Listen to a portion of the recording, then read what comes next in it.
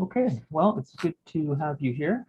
Um, I'm going to, let's see, get going by importing a few of my games, and we'll go from there in the examination of some of the variations of the Carl Kent. Hello, Brighton. Hello, Johnny. See who else is here. Just two so far, maybe. Okay, no problem. I'll just put that away. I'll go over here. Okay. Now, I need to go to my games. This is right here. Go to my profile. I'll share my screen in a moment. And let's have a look at what I did. Okay, we'll go and look at my 41,939 games. King's Indian attack, Carapan defense, Maroshi variation. Okay. Okay, we'll import that one. And we'll put it in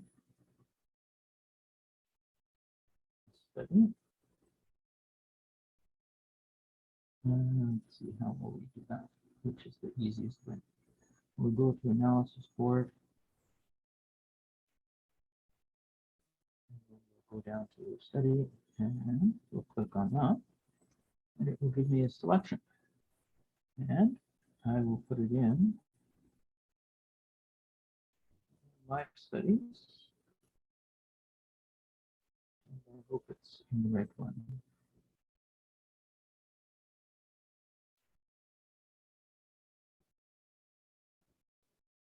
E4, C6, 2 chapters, chapter 1.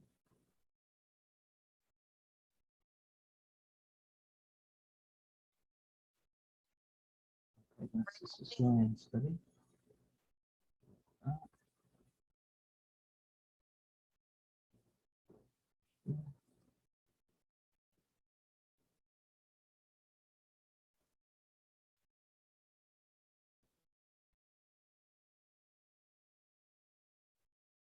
Hmm.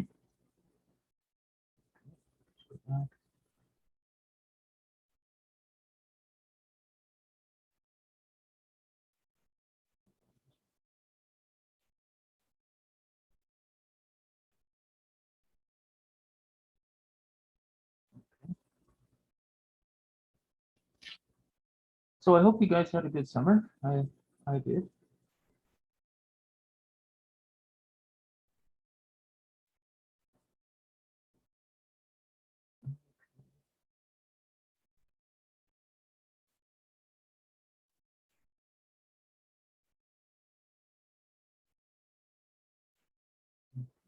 Okay.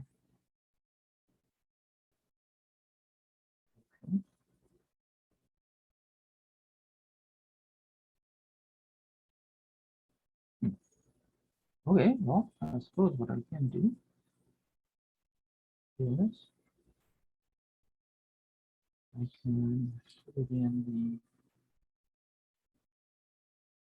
go to this one again.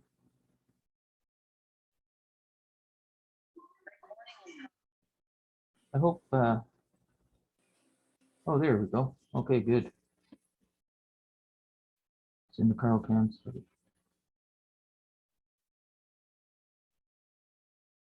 Excellent. So that was the fantasy variation. Okay. And I want you to see a couple of games with knight f6.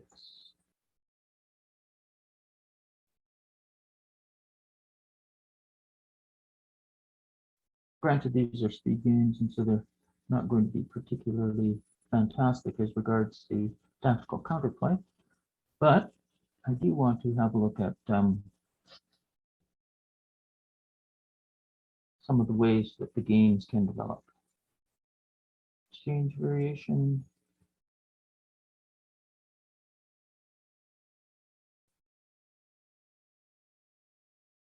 Okay. Carl Can advanced variation. Ah, yes, the Botvinnik Carl's variation. This is complicated way of playing. We'll put this in the study.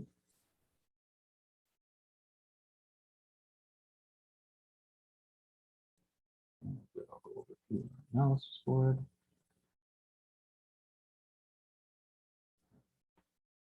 What I'll do is I will share my screen. There we go.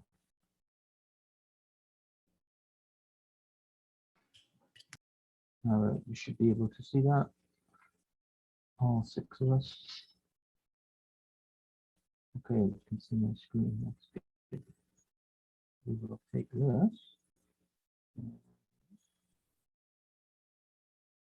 Okay. Put it up there, I guess, out of the way. And let's see, we'll go to the study.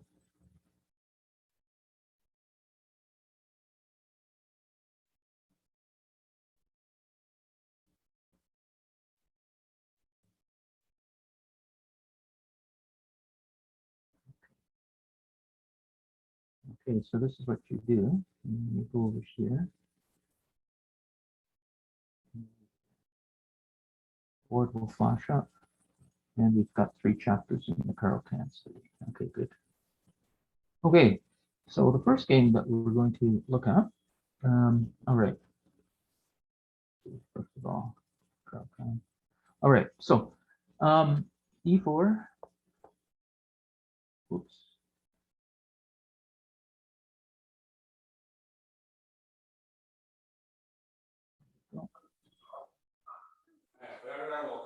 All right, so after E4, D6, D4, D5.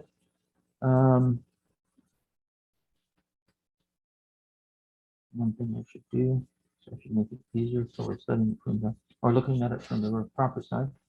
And then we'll get out of here. And knight C3, and after takes and takes. One of the variations that I suggested we play is knight F6, and I'm going to have a look at that shortly.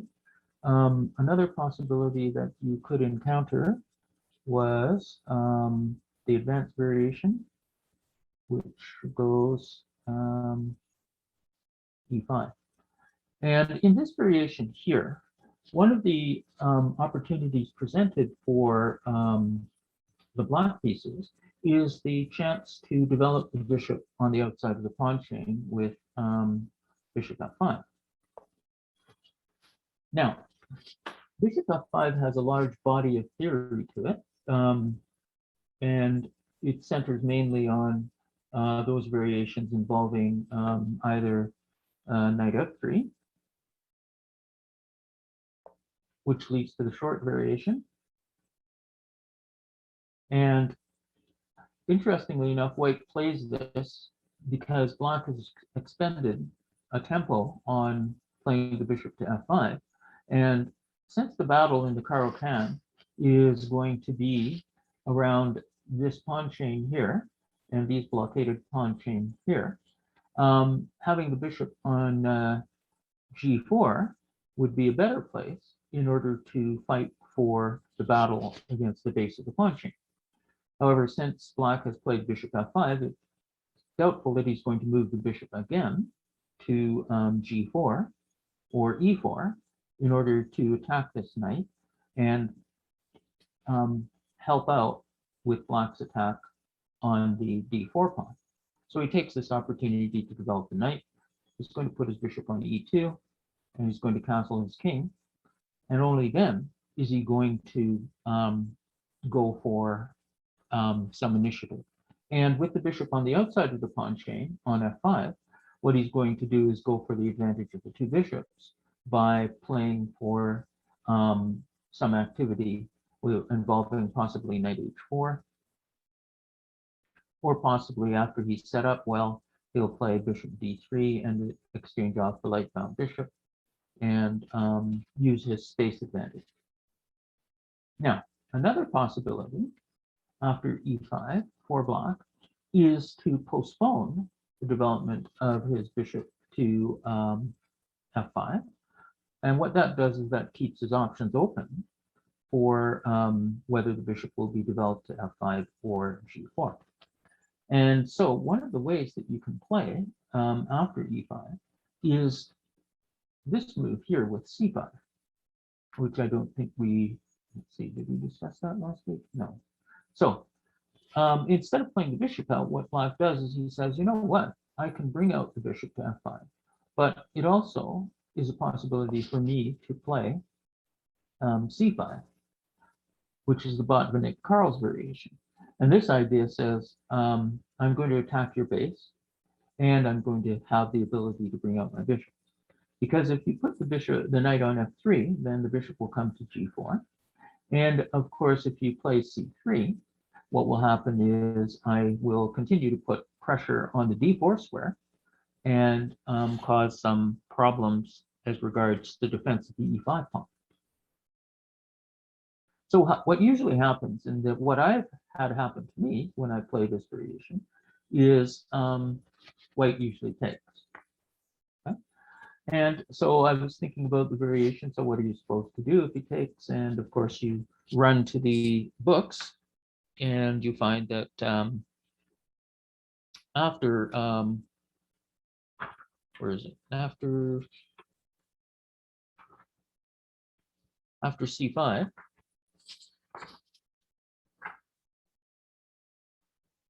they usually take, and then Black is faced with how does he recover his pawn? He can go knight to d7, but then the d pawn hangs, and this would be a desirable capture for white. Also, after knight d7, the pawn can be thrust up to e6, and he'll have some problems there. Another way to deal with the loss of the pawn is to play queen c7 and attack e5 and c5. But again, we'll take on d5 and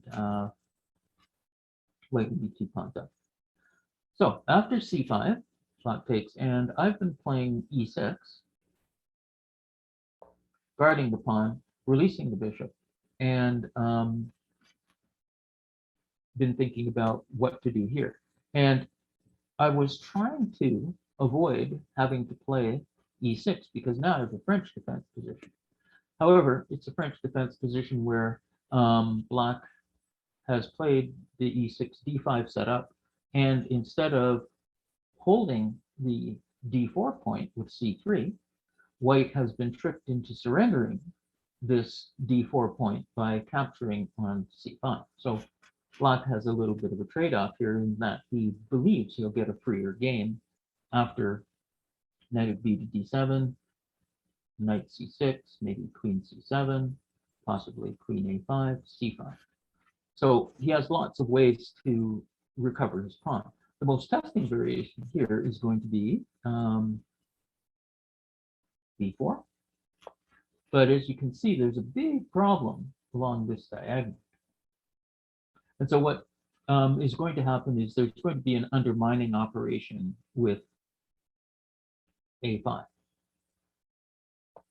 Now, how is white to proceed? If he plays a3, obviously pawn takes pawn is good for us. a3, then we can play pawn takes pawn, and he's not allowed to capture back, which is fairly obvious because of the pin on the a file. So what he's going to do is he's going to, instead of defending with a3, he's going to play c3. And this brings about its own problems. Yes, it guards the b4 square, but it allows the possibility of the undermining operation that comes with b6. So what's going to happen here is this move. And now we see the collapse of the chain, right? Now it's possible you could have done it first with pawn takes pawn on b4, bringing the pawn here. And now this pawn is pinned against the b4 pawn.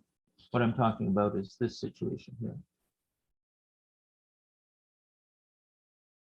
So we go here, and then comes c3. And instead of playing b6 first, we take here and take here. So we graduate the c pawn to a b pawn, and then we pin the c pawn. because the bishop will take on b4 with check. And then we continue with our undermining operation with b6.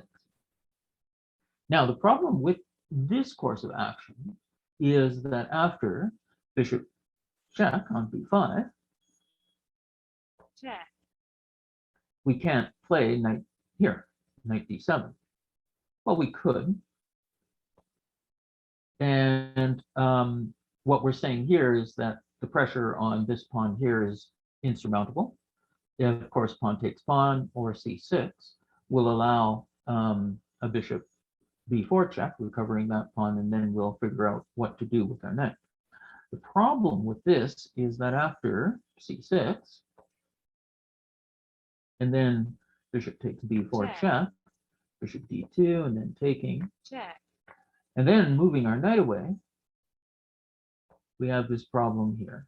We get to lose our queen, which is highly undesirable, not something we want to see. So that means we have to go back here and we have to fix it. So we played b6. check, He does his bishop to knight 5. And then, of course, we play bishop d7.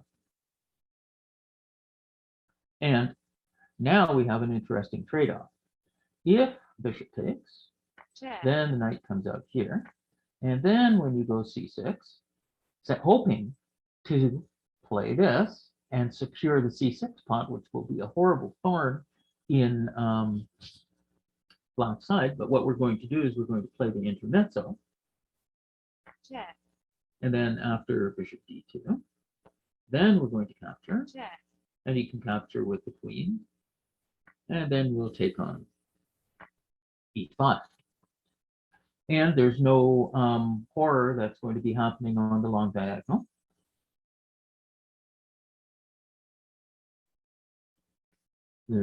We'll be able to scoop this guy up here.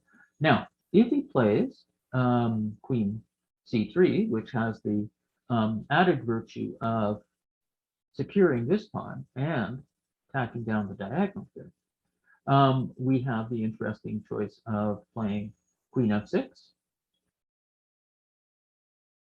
which sets up action along this diagonal, and we have the possibility of playing queen c7, protecting this pawn and ensuring that we can capture the c6 pawn after some suitable preparation. So this is an example here of overextension. So I was unaware of this course of action before, and so I was playing other lines that caused me some problems as black, because I had rather little experience with d takes c5. All right, let's go and have a look at one of the games. Hope this is it. d4 c5. Yeah. Okay. So d4 c6, d4 d5, e5. One of my students, Jonathan Wu, has made me aware of the Fritz Karl, or the Botvinnik-Karls variation, because of the fact that he didn't like the positions that came with bishop f5, and so he was looking at a more active way of playing, and as a result he played c5. So there are some games in here where dc5 was played, but in this game c3 happens to be played. So again, I postpone the development of my bishop and play knight c6. So I'm going to adopt the French attack, so to speak, by playing pawn to attack, knight to attack, and queen to attack, all against this d4 point here, with the hope of having my opponent capture on c5 or become tied down on the defense of the d4 square.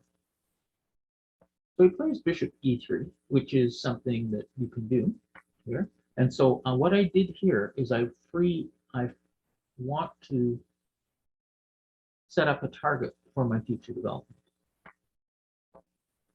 And now I play bishop f5 with the unsubtle idea of playing knight to b4 after suitable preparation. Of course, knight b4 is not played playable on the next turn because of queen a4 check and this attack here. And then my knight will have to retreat. So knight c3 and a6. This does two things. Since I want to attack the d4 square and put pressure on that pawn, I don't need this knight or this bishop to come into this square and interfere with my plans. So a6 is a useful move in this sense because it prevents bishop b5 and knight b5 and also supports a possible b5, b4 threat. So a3 and now e6. So I've achieved what I want. I got a central foothold in the center. I have my inferior bishop vis-a-vis the pawn structure developed on the outside. It has a safe retreat, and it's quite active in the sense that it influences squares in my opponent's half of the board. So I'm going to continue with rook c8, possibly queen b6, and go forward that way. So black, I think, has fully equal chances. So knight f3, and now, of course, this bishop can think about going to the g4 square. So f6. So usually you're taught to attack the chain at the base. This is chain. So I should continue with my attack with queen b6, but I hardly want to put my queen in a pin. And b4, the queen also attacks the d2 pawn. But I really don't want to take that pawn so much because of the possibilities of the queen getting trapped. What do you mean the queen getting trapped? Well, with the pawn at a3 and the knight at, okay, here's an interesting trap. Queen goes to d6, she takes on b2. How are you going to play to potentially trap this? Going to play knight a4. And because of knight a4 hitting the queen on the back end here, and the bishop guarding the b5 square, and the pawn guarding the b4 square, so the knight hits the queen. Here. So the knight goes here and hits the queen from behind. And these squares are all covered. But the problem is the queen can slither over to c2 and escape. So what we're going to do first, though, is we're going to hunt down the bishop. And this is the difficulty with having the bishop on f5, is the bishop becomes vulnerable because it's on the front lines to the hooves of the knight to capture this and cripple pawns, as well as get the bishop. So I don't really want to continue an attack on the base at the moment by playing queen b6 and putting pressure on d4, because first of all, there's not really a threat against the pawn at d2, and it's possible that the hooves of the knight could trample on the bishop at f5. So instead of attacking the base, I say, okay, fine, I'll attack the head. And after pawn takes pawn, and pawn takes pawn, then this pawn here will be without defense. I'll have a passed pawn on d5 for the endgame, and I would think things are going my way. So he immediately exploits the consequences of the placement of the pawn at f6.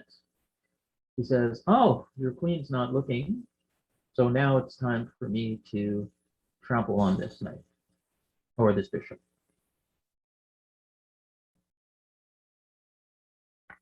So pawn takes pawn. What I'm saying here is I want that e pawn, and I'm setting up a fork here. And knight takes, pawn takes, and then he blunders with pawn takes, and d4, and I win a piece. So bishop. So what he does here is he exploits the fact that this diagonal is open, so he's going to quickly attempt. Excuse me for a second. Hello?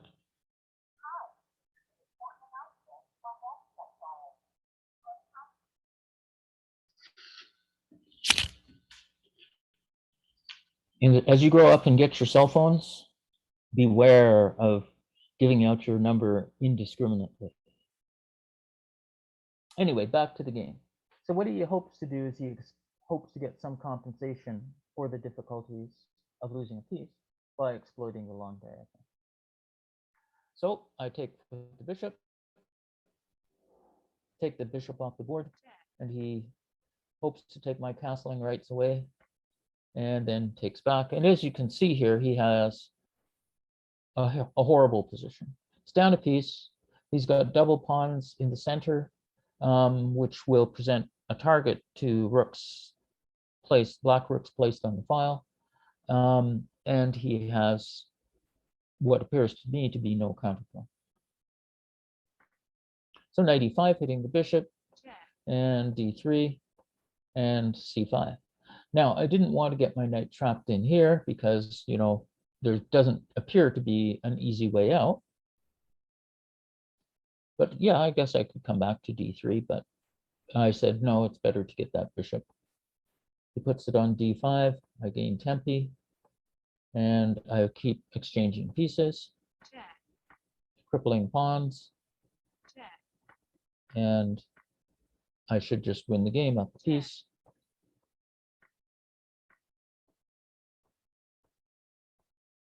And he's just flailing around here, trying to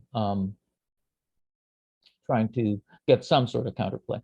One thing that people will do in these situations is they will always try and flag you rather than resigning in a completely lost position. Like if we look at this position realistically, pawn material is even, 4 against 4. Rooks are the same, 1 each, and I have an extra piece, and I have a passed pawn on the a file. So I should just shove this thing down the board and put the bishop somewhere on this diagonal and take the blockading rook, which is essentially what I do. So we'll flip forward a few moves, f8, flip forward a few more moves. So I shove the pawn down, and I'm going to take this pawn and take this pawn. So I sacrificed my passed a pawn, and now I just have a 1 position because the bishop and king are going to wipe these off the board. And he resigns here. Once I put this bishop over here, they'll have to play here or here, and my king will either infiltrate or my king will come in here. So what happened was, we go back here. He played the e5 line, and I decided to undermine the center immediately by playing c5. And instead of capturing, he played c3 to secure his structure. Okay, all right. Next, we'll go to this game here.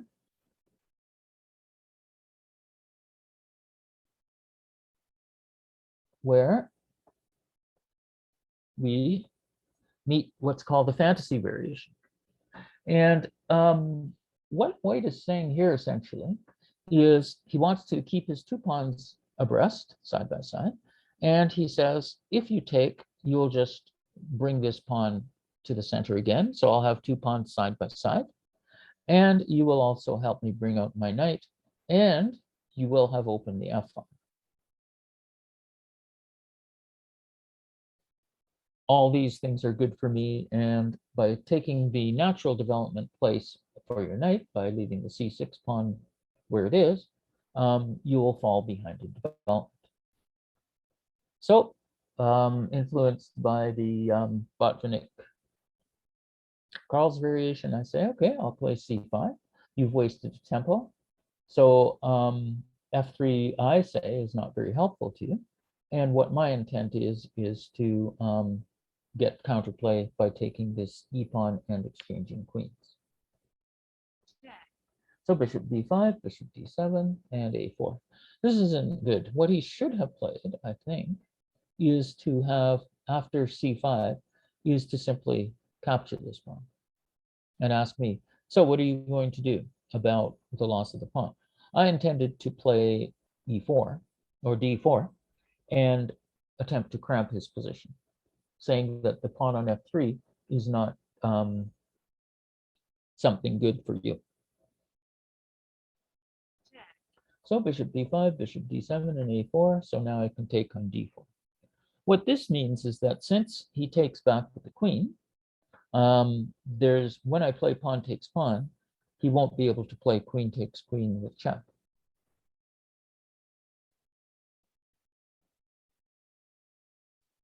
So queen takes, and I gain a tempo. Now, what he should play here is he should take this, but what I'm trying to do is get a lead in development by gaining tempo against the queen. I'm going to play knight f6. I'm going to consider possibly a knight b4 in the future, possibly an e5, and domination of this diagonal with my bishop. So I'm saying that the possibilities for quick development are worth the pawn. So we just played queen e3, I took, and now he's counter gambiting. He's saying, okay, fine, keep taking. I really want you to take this pawn so that this knight can come here, my king can castle, and I can possibly use the f file against you.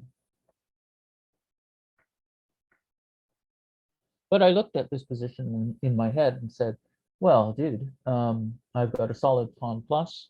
I'm going to quickly castle, and I have a hole at b4 that I can exploit.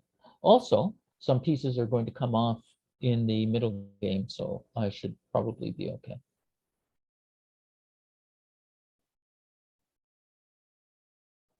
So castles, bishop e7, king h1, a6, rook c8, and knight e4, and knight c4. So I used the Sicilian idea. Placement of the bishop on d7, placing the rook on the c file, having a knight on c6. So I'm using this partial dragon formation.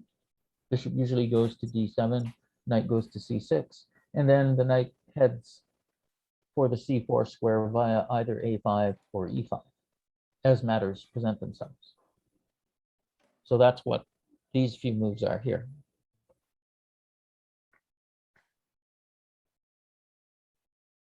And now we look and say, okay, what do you have, right? Well, I have a pawn plus. I have a passed pawn in e6. I have a pawn plus in the e pawn. I have the bishop pair. Pressure down the c file. Okay, what's the negatives of my position? Well, my development of these two bishops here is not so threatening. And there's d file pressure against my queen and possible f file pressure against my king side. But it is important to have got rid of the light-bound bishop, which would be a useful piece in conjunction with the knight on f3 to attack potentially my king. So now it's just a matter of realizing my advantage. So I have to be careful here because he does have a lead in development. So knight c4, rook c7, bishop c1, queen c8. And queen f3, attacking the b7 pawn, castles. Now, of course, I'm a turtle when I play, so I have 1 minute and 31 seconds here versus him having a ½ minute extra. So now he sets up an attack against the rook on c7. I ignore that by bishop c6, takes, and then rook d3, then rook c4, hitting a pawn and the bishop. And again, I offer an exchange queens. Of course, he rightly says no, but as you can see, I get to sacrifice or win a piece. So the fantasy variation didn't turn out too well for him. And the Karl's variation turned out reasonably, Botvinnik Karl's variation turned out reasonably well. So the other thing I have to find for you is a game played with knight f6. So let's go to my profile.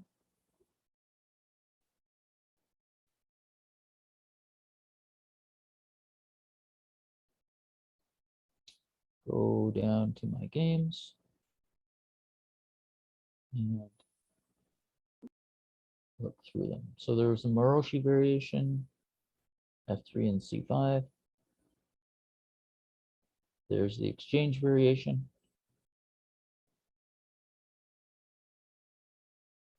There's the advanced Botvinnik-Karls defense, another one. Oh no, that's the one we just looked at.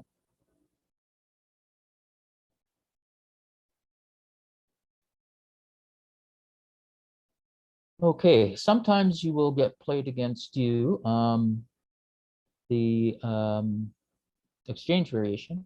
I like to take with my queen because that transposes into the center counter.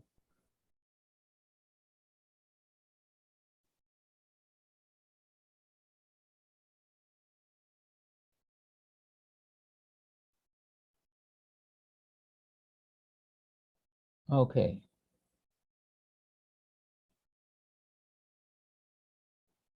Okay, there's the classical line with d4, e4, c6, knight f3. Okay, sometimes people will avoid the main line two knights, or sorry, the main line Caro-Kann by playing by playing knight f3.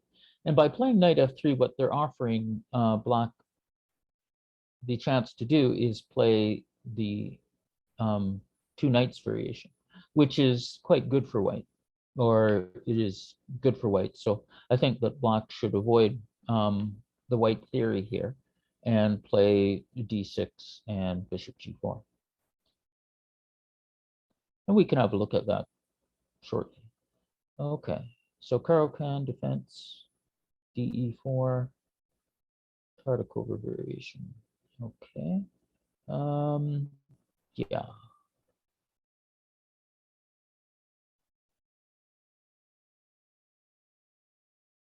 Botvinnik-Karls. C3, C5. Classical variation, quiet variation. Spawn game.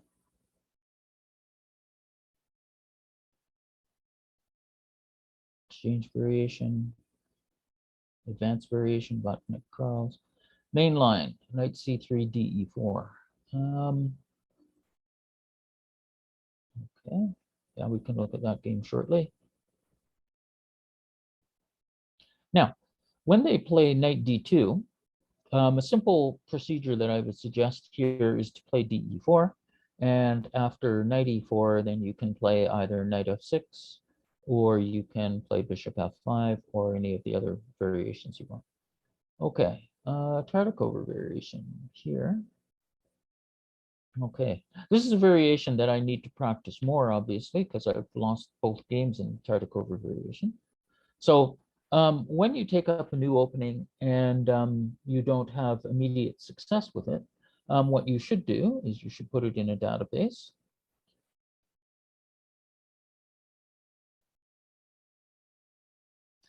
Put it in, and then go have a look at it.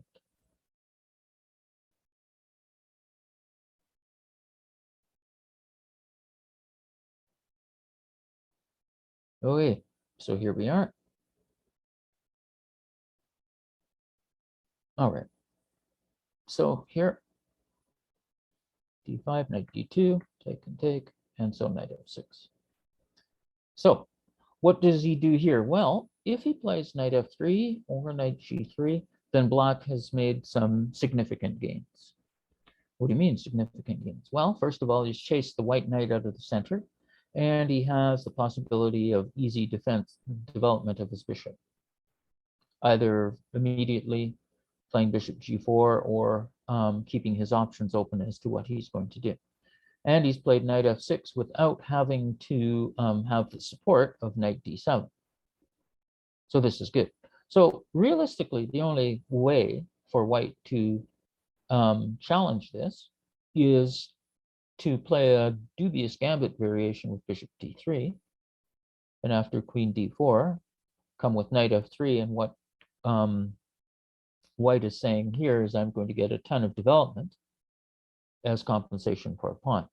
But central pawns are worth a little bit of trouble, as I believe Steinitz said. And so taking the pawn at d4 and against bishop d3 is a good idea.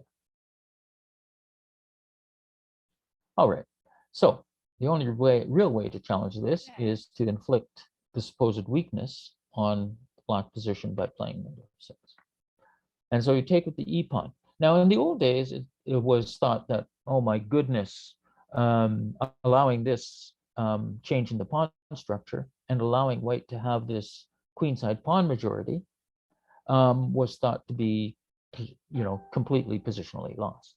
However, new ideas were found in this line, particularly involving the march of this h pawn all the way down the board, even as far as this. Using the fact that the pawn at f6 guards these two squares here, preventing both bishop g5 and knight e5, as well as providing black with the possibility of castling on the king side. However, I need more practice with this line, so this will be an excellent opportunity to look at how to play here. Now, what you have to do when you look at your games is you have to analyze them first, put your own thoughts out there first before you ask this guy here, the computer, to tell you what's going on. So c3. So he chooses to free his queen of the responsibility of guarding the d pawn. He allows the queen access to the queen side. And he says, I'm going to bring out my bishop quickly, and I'm going to possibly castle long. So what I should do here is I should probably take the opportunity to put the bishop on f5. He'll probably play bishop d3, and then I can exchange off this bishop on d3, put the bishop on d6, and play on the central file here. A pair of rooks will come off, and black should have equal chances here. I chose h5, bishop d3, and h4. So essentially what I'm saying is I want to put my rook into action along these lines, and I want this pawn possibly to go to h3 and bother his kingside. So h3, so he stops that. And now I have, I think, achieved something here because I've weakened the g3 square. Sure, I've weakened my own g6 square by marching the h pawn down, but and I think the possibilities for play on this h file and possibly the g file are worth the fractured pawn structure. So bishop d6, knight, and queen c7. I think this is not the way to play right here. What I should do is I should complete, my development here. Perhaps knight here and here and here, or possibly here and here. But there's a lot of strategic possibilities that you can play for here. Since this pawn here is on h4, it's going to be subject to pressure from the knight, obviously, but it's a hard time getting a second person on it. So this could be the way he's going to do it, and then the knight will be misplaced if he captures here. And of course, this will be a lot of time, and I could easily, if I deem it necessary, I can play g5 and hold on to this and start a potential attack against the hook that he has given me here. What, of course, is going to be the drawback is that f6 is going to be seriously a backward pawn, both on this diagonal here and potentially on this file. Could be some problems. So queen c7, queen c2, and a5. Bent Larson said, when in doubt, you can use your rook pawns. And so I make it a little bit more difficult for him to consider castling on the queen side. So bishop e3, a4, and bishop c4. So a3. I think this is a misstep on my part. I should just, as I said, complete my development. This bishop here being placed there is subject to a knight d7 and a knight b6 and a knight d5. So a3 and b3 and bishop f4. And this, I think, is another misstep. Okay, so what have I got? Well, I've got an active queen, double pawns. Both of us have an open e-file. I have more space on the king side, and I have secured some space on the queen side. So queen d2. This is, I think, a good move for him. He wants to exchange queens and centralize his king. And I say, no, I don't want to do that. So he gives me a check, and I think, my king on the wrong square. I think I should place him on f8, place the knight somewhere on d7, or the bishop on f5, and send this rook over to the e file. So he grabs this pawn. Oh, that's another reason I should put the king over there, is because I don't need to lose my f pawn. So bishop f5, castles long, and rook f8, and knight h4. And so, as you can see, my position is rapidly falling apart. He's going to stick a knight on g6. I think I should probably shift this bishop back here and keep at least some guard on this square here. But this is a positionally bankrupt situation for me. So rook, knight, and queen d5, and f4. And so I'm just flailing around here, trying to generate some sort of counterplay. He boots my queen out of the center, retreats his knight. I finally complete my development, and he, of course, plays to say, you know what, I'm going to open the center. You're gone. So I try and keep center closed, but now he has that protected pass pawn in addition to material superiority. So all he needs to do is grind me down. And he does a quick job of it. And this is just completely lost. All right. So we go to the book. There are no games found. We go back to the beginning, and we find, all right, take there, here, here, here, knight d2, d4, and knight e4. And now let's go and look for knight f6. And we find that it's quite drawish, but white has, well, it's a lot of draws. White wins 36% of the time to blank's 23. So of course, white's thinking is, well, this is a good variation for me, but it's the number 3 choice here, which is a good place for some exploration. All right, next we will get this out of the way, put the screen back to normal size, and go back in here and find out what he does.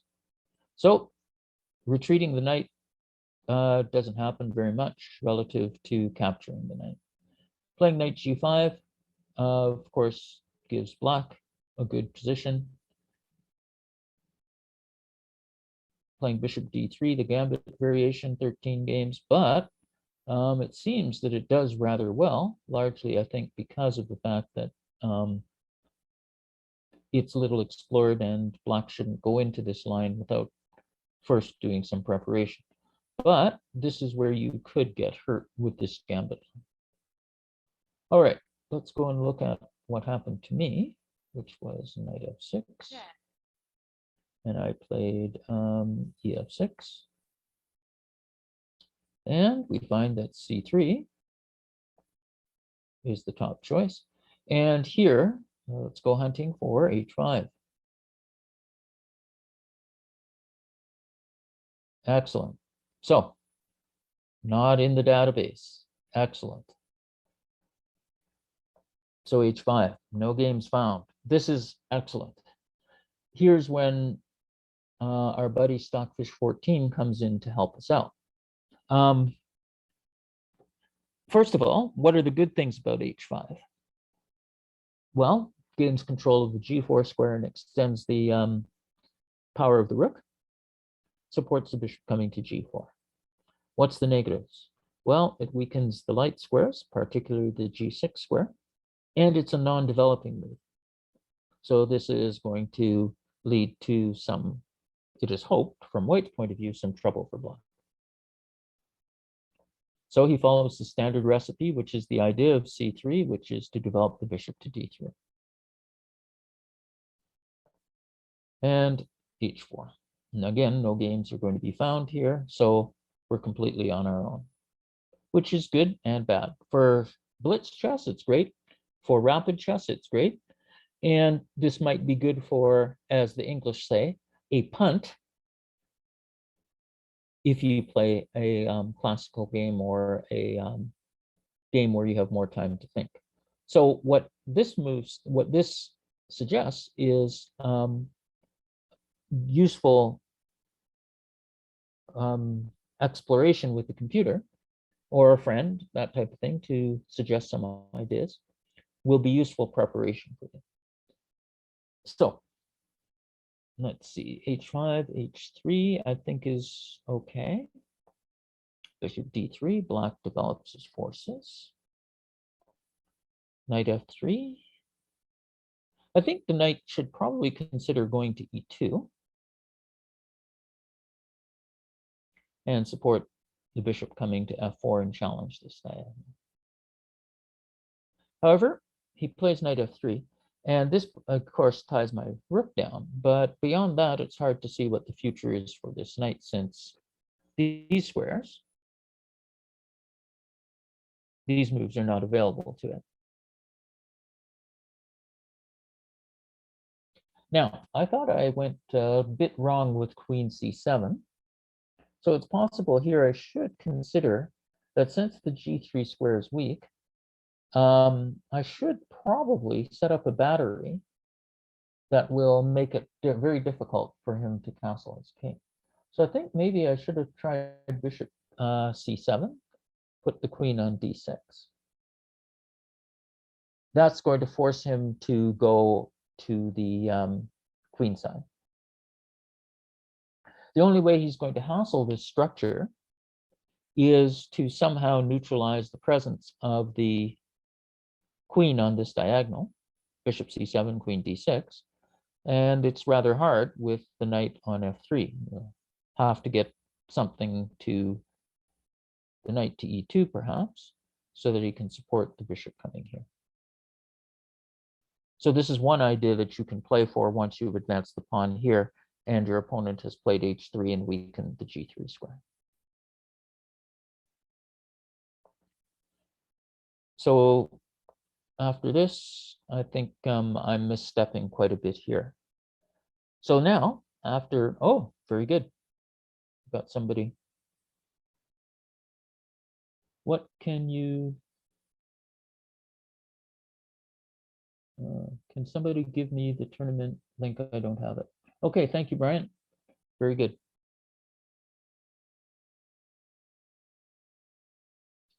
Okay, 12 minutes left. All right, let's go hunting for something sensible. So here, here, here. No games are found. Time to go and have the machine tell us what the truth is. So bishop d3 is good. And 9/10 of a pawn, which is a pretty big advantage here. Although the machine says that I should play bishop d3. Obviously, I should make a developing move as opposed to continue playing with pawns. So, so after bishop d3, I should play bishop d6. And knight e2. and G6 to secure the F5 square and provide my king with the possibility of castling. But notice how, the computer said, you know what? I can't, from F3, the knight has no future here. So better to neutralize the action from the D6 bishop. Okay, good. So the computer is suggesting a course of action that seems to address directly Black's activity. No, it pops up H4 is interesting. Okay, let the computer run a little bit deeper. And one thing you notice here, after that computer's unsure about how big White's advantage is. All right, so knight E2 has been suggested, and here I might consider, well, it says I should probably play H4. Well, notice in the game that that's what I did. So we're arriving at a transposition of moves here. I'm playing the computer's suggested moves, bishop D6 and H4. And he's played one computer move, and then he's messed up by placing the knight at F3. I can't just drag it there, unfortunately. So after C3, H5, bishop D3, H4, H3. And the computer is saying 1.1. All right, going into this as a person, as a chess player who's looked at this with his computer, you might not think about that this 1.0 is going to be too horrifying for you. And you would be going in here into this position with backed up with computer knowledge here. So bishop D6, 1.4, and it drops back to 1, 1.1. So knight F3, whoa. And it starts to see the advantage slip. But notice here, though, that the machine says that White should be castling short here. But I think this would fall into something I want to do, which is to put the bishop on C7, put the queen on D6, and maybe start a swift attack with G5, G4. Notice the pawn at F6 prevents a blocking of this line with the knight at E5. And a one point advantage here. Well, I don't know if that's really that terrifying. So this is one way that you can use the machine to help you. First, you get your ideas out there, and then you have the computer come along and help you with what's going on. It suggests King F8, getting off the E file, probably for some tactical reasons. I don't know, 1.1. And if I play bishop C7, goes to 1.9, 1.7. So let's say it castles. I do queen D6, 2.1. Okay. 51. Check. And king goes to F8. Okay, good. So I've got my battery set up. It's got the E file under control. And it wants to gain some space on the queen side with A4. And what's my plan of development with my pieces? Possibly knight A6, knight C, okay, knight A6, and there's no future, which means that I'll probably have to go via D7. Okay, so it says a big advantage for White if I try the procedure involving H5, H4, and try setting up a battery with bishop C7 and queen D6. But that was only one of the ideas. All right, so we go back. and play h5 and bishop d3. And then we fence about for a different procedure. Here, white's advantage is only 0.9. And so maybe we can play bishop d6. And so h4 seems to be not this h4 is a bit committal. So maybe we should just play bishop d6 first and get on with our development, which is one of the things that I suggested that I do before I turned on the machine. Okay, let's stop here.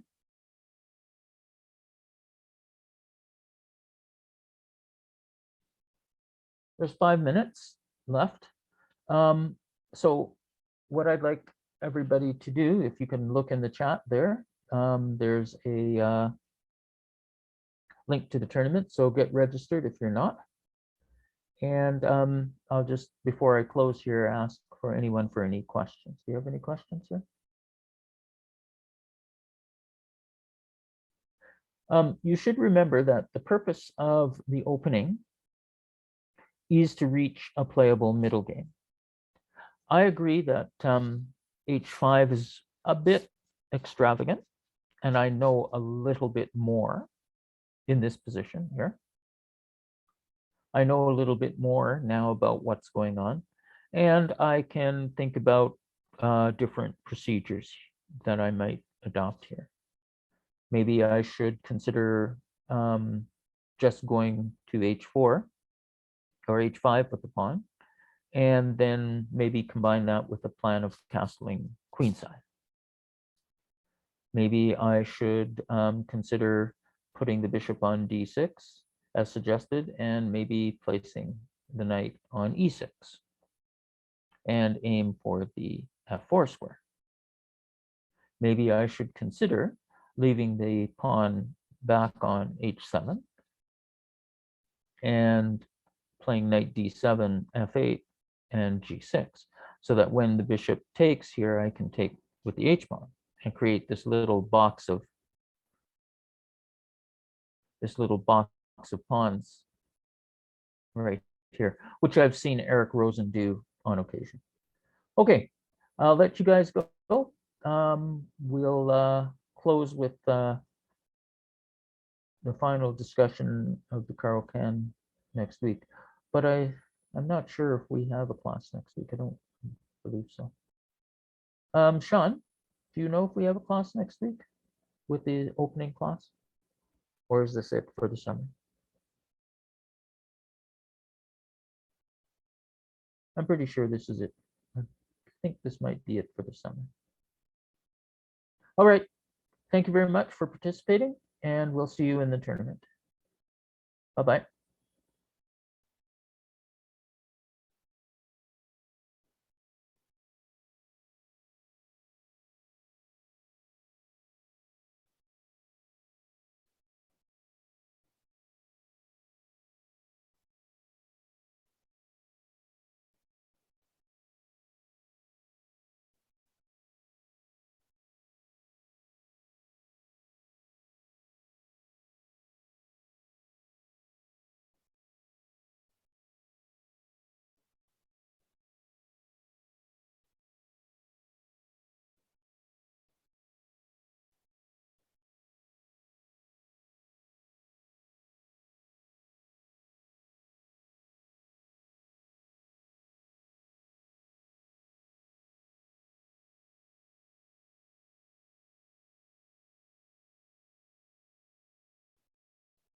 Okay.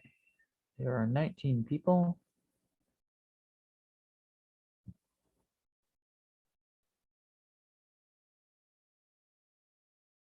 Okay.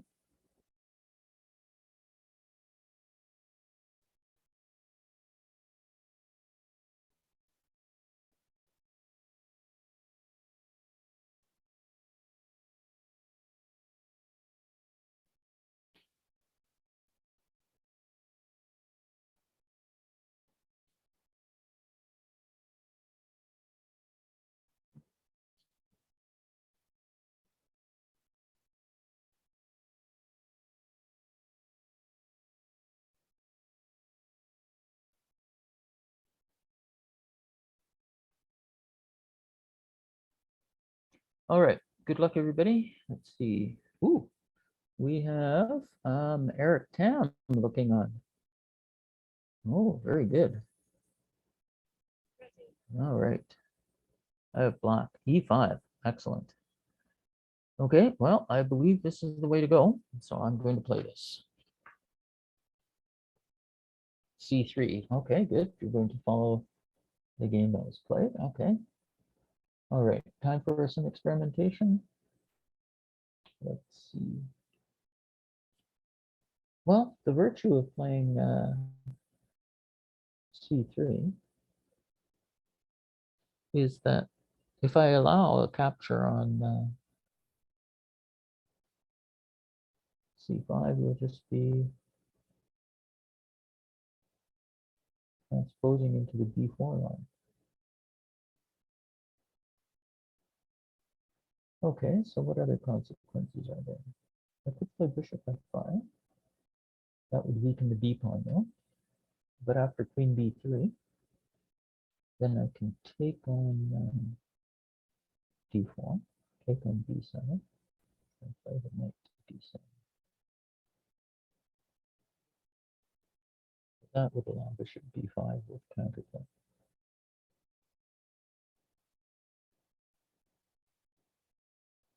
What about queen B6 first? Then pawn takes pawn. And then where's the queen going to go? She could go over to G6, which is kind of tricky. Hitting the knight. Then the knight will go to E3. Then I can play E6. Then the knight goes to B5.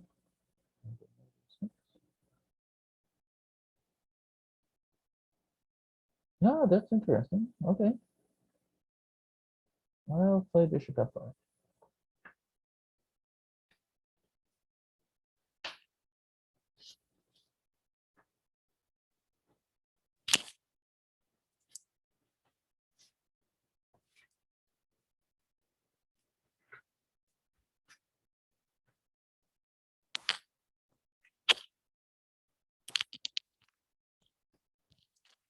Okay, knight E2.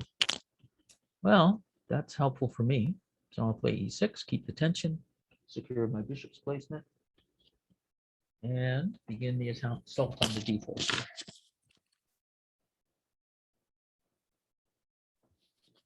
Bishops.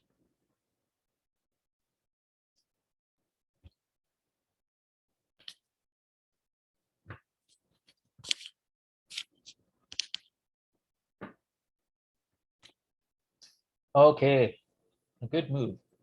Saying, you know what? I want you to declare your intentions with the D pawn. Can I keep the tension anymore? Well, I don't really want to take. Don't really want to play B6.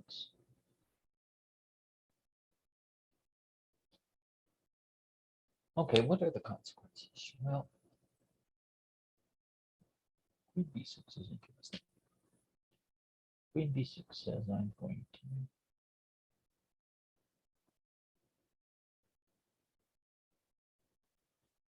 Well, I could play C4. C4 is what he wants me to do. But I do gain a lot of space. The knight could go to C5.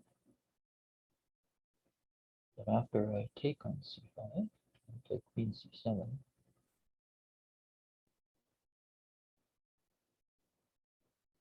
Okay. I'll play here.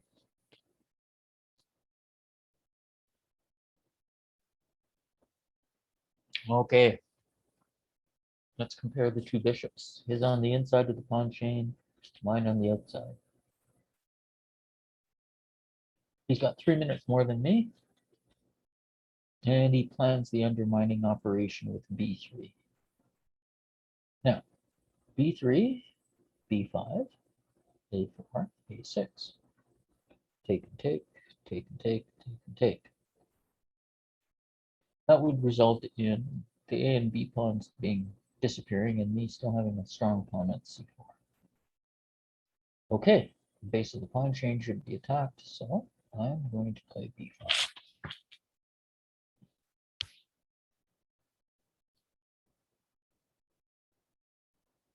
Now in closed positions, the pawns are telling me that I should play on this side of the board. Okay, b4. Not a good move, I don't believe. I can understand what you want to do, but there's going to be some problems with the c3 pawn and the diagonal from f8 to a3. Now a5.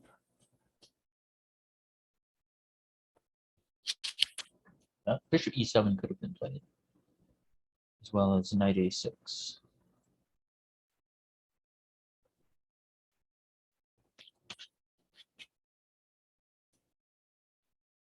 Now, you would like to reinforce the pawn at b4 with a3, but this is a problem, because I can take several times, first on the a file, or on the b file, and then on the b file again, using the pin in order to win the pawn.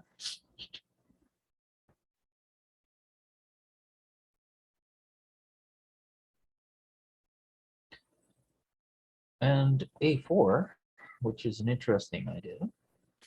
Oh, this is no good. First of all, the bishop's on a stupid place, so I could play just another move. For example, knight a6, knight h6, for example, and just continue my development due to the fact that the b4 pawn is pinned. However, I'm not going to indulge in such thing. I'm just going to win pawn. Now the bishop has to capture. Then I take the knight. Pawn has to capture, and then I take the bishop. And I'm just up a pawn. I have a strong passed pawn on c4, and I have the bishop here. The rest is a matter of technique. c1. Where's this knight to go?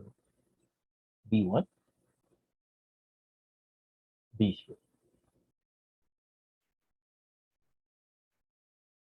So how to complete development? Bishop e2 and castles. Okay, that's reasonable. a3 to deal with the pin. But I think I should inhibit my opponent's plan and create lots of problems for his rook on a1.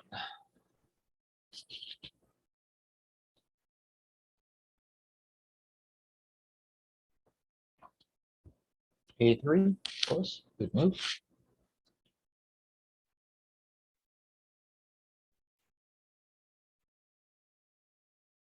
However, there's a pin on the a file, so I could consider c3, but then it goes to b3, c2 check, and takes bishop. But there are issues. Lots of issues. 4 minutes left. I could just take another pawn, attack the queen. And after the queen moves, where's she going to go? She can go to where? Back to d1. And then I can get out of the pin and beat 2 pawns up. Okay. That looks juicy. Oh, well. The sacrifice of the exchange is not going to be good. It means you can't feed any of your people over to the other side of the board. Oh, so the knight is now going to have to go to f1. Well, you can give me a check. And the king will go to and then the knight can go where? Knight still has to face the music, but there's no need to sacrifice a pawn here. I can just simply win more materials by going here.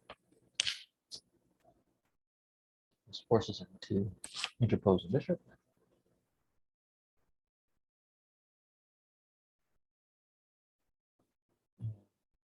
capitalize on pin. Just play king e2. And then we just take off all the people. check, Okay, let's look at what we got. We've got knight restricted. We've got 2 passed pawns. So let's set these pawns in motion.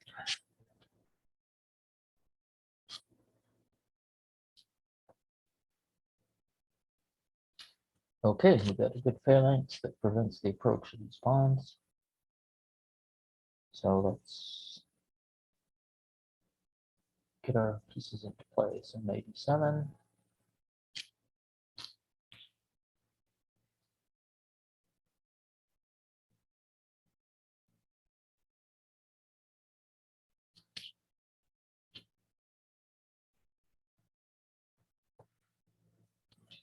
King d7.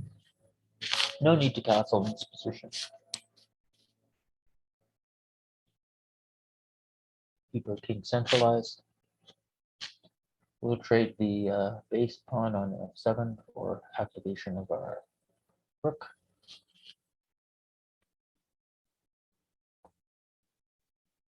Okay. So he's saying, what is he saying? No. All right. We'll continue. Pressure against the d pawn.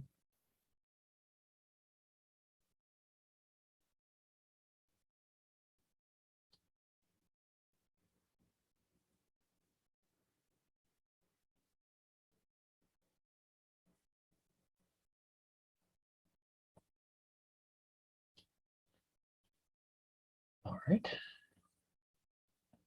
So where is this knight going? b1? Don't know. check,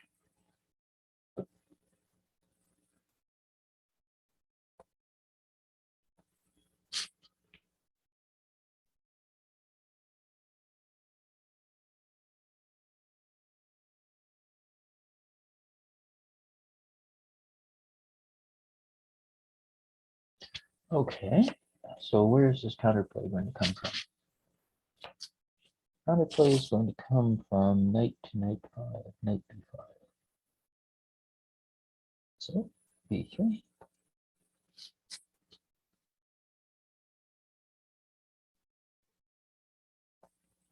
King b2. Okay. Wants to go to c3. Wants to take on b3. Well, we'll give a check.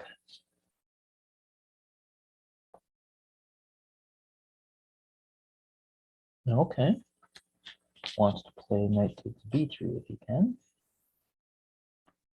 I would like to place a knight here. If a knight is there, then it will be pawn queening soon. So that means this knight should go. Okay.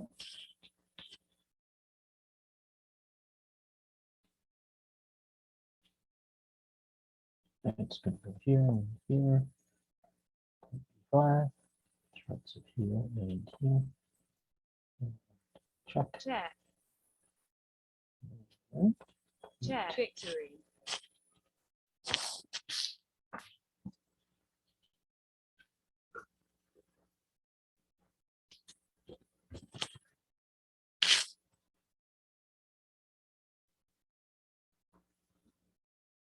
Oh, we've got Max having a look at this tournament. Okay, cool.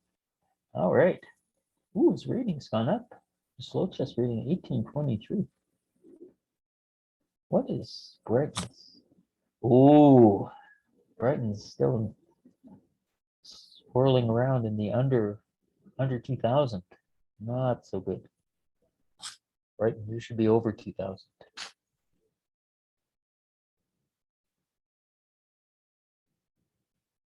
One ongoing game. That is Stupid 50. What a great name, Stupid 51.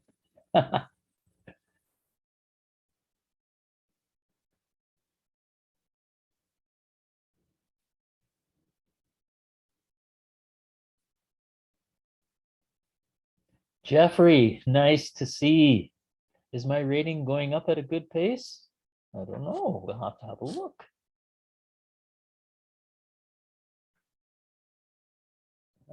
Look at now last week versus this week.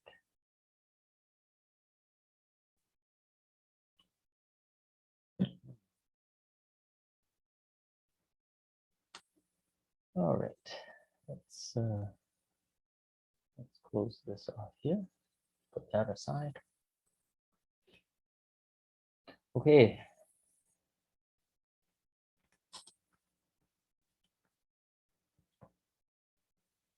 No, it's good to see that Allison and Brian won.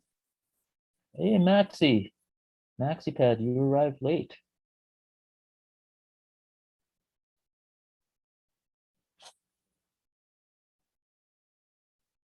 Hopefully you'll stay for the tournament this time. Whoa. Oh my goodness. Are we seeing an upset here with young Jesse Yang? Well, maybe he's using a computer. Don't know. Let's see, how many games has he played? Oh, no, he shouldn't be losing to him. Brighton. What are you doing? You want him to be your friend, or at least your chess friend?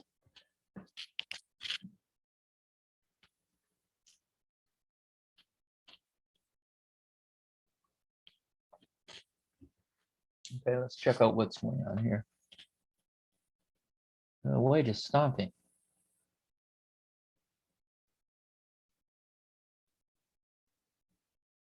There's no mate threats from black. White's up a rook and a knight. Blue printed resign.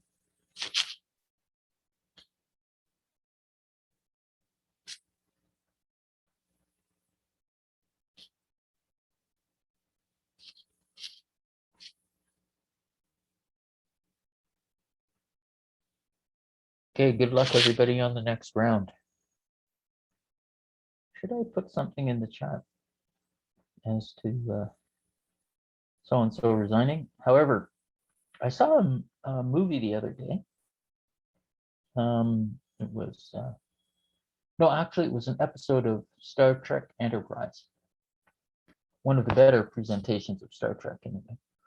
And one of the things that the captain was saying was that as soon as you give up, the game is lost. He was in reference to a water polo game. And what he said, what he meant to say was that you shouldn't give up. What is going on here? Dude, you got 5 minutes left. Oh, you only got 33 seconds. Okay. Black is trying to blitz you off. It's not going to happen. Read my lips. It's going to be checkmate soon. There we go. Okay. No. King's in the box. Say what? Oh, this is good technique. There we go. Yep. Oh, this blueprinted is pretty good with the with knowing his mating patterns. Well, come on. What are you thinking about? Hurry up. We don't want to be waiting forever. Somebody write in the chat that blueprinted just finish off his opponent instantly. Let's go.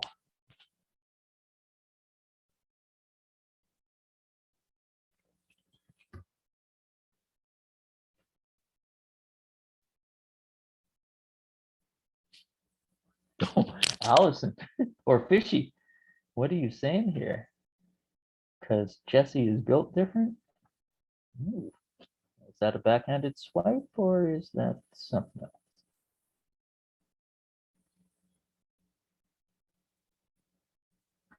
Okay, good luck in the next round there, boys and girls.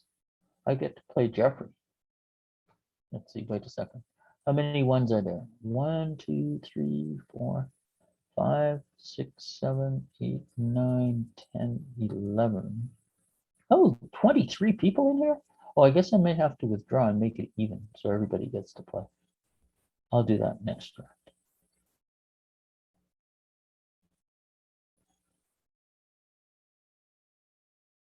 Let's see how many seconds. Oh, I'm playing. I was going to withdraw. Ready. Okay, I get to play Brian. Okay, what should I do? What should I do? Should I play the exchange variation? Should I play E5? I think I'll play Time is E5. running out. Bishop F5. I'll play C3.